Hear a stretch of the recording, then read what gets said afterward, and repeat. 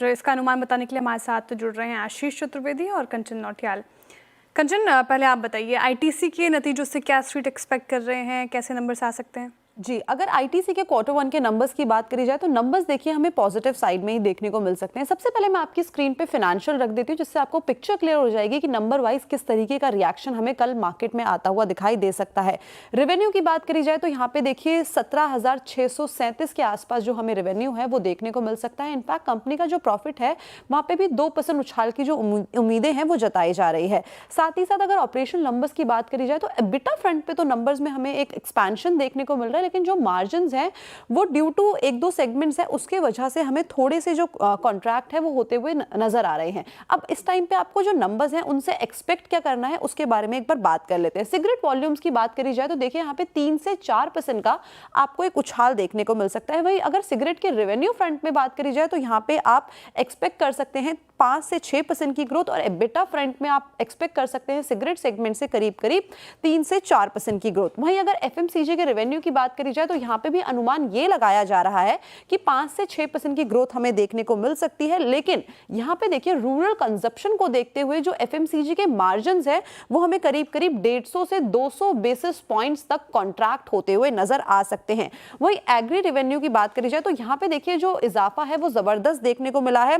Margin अच्छे खासे expand हो सकते हैं। रेवेन्यू फ्रंट में 20 से 25% की ग्रोथ की जो उम्मीदें हैं वो इस टाइम पे लगाई जा रही है।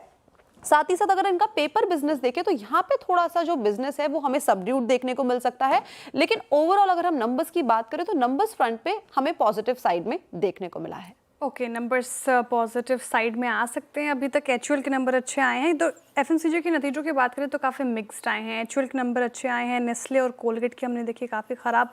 अब आईटीसी के नंबर कैसे रह सकते हैं उस पर स्ट्रीट का ये अनुमान ओवरऑल ठीक ठाक रह सकते हैं। एलआईसी के हाउसिंग के नतीजे कैसे रह सकते हैं कंचन? यहाँ पे स्ट्रीट पॉजिटिव है या नेगेटिव फिलहाल? जी, स्ट्रीट यहाँ पे भी पॉजिटिव ही इस टाइम पे एक्सपेक्ट करके चल रहा है। अगर हम साल दर साल नंबर्स की बात करें तो नेट इंटरेस्ट इनकम हमें करीब 2170 करोड़ के आसपास जो है वो उभरती हुई नजर आ सकती है। इनफैक्ट कंपनी की जो प्रॉफिटेबिलिटी है वो भी यहाँ पे करीब 5% तक बढ़ती हुई नजर आई है। 1375 करोड़ पे जो आंकड़ा है आपको नजर आ सकता है।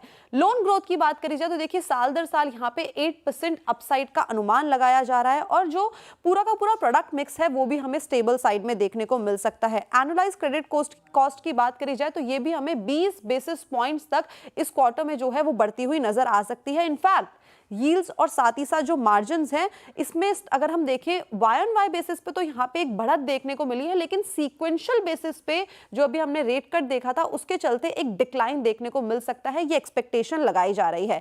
अब आपको लुकआउट किसके लिए करना है उसके ऊपर एक बार बात कर लेते हैं। मॉर्गेज डिमांड के ऊपर मैनेजमेंट की तरफ से किस तरीके की कॉमेंट्री आती है ये की फैक्टर होगा वॉच आउट करने के लिए। साथ ही साथ मार्जिन के ऊपर किस तरीके की गाइडेंस आती है। लोन ग्रोथ यहाँ पे आपको की मॉनिटरेबल होगा, और हमने देखा था कि पिछले क्वार्टर में मैनेजमेंट की तरफ से जो गाइडेंस आई थी निम को लेके वो आई थी करीबन 3 से लेके 3.5% की। तो वो इस टाइम पे निम्स कहां पे आके रजिस्टर होते हैं, लोन बुक कहां पे आके रजिस्टर होती है, और साथ में एसेट क्वालिटी के लिए बोला गया था 2.2% के ऊपर जाती हुई दिखाई दे सकती है, तो वो कहां पे रजिस्टर होती है।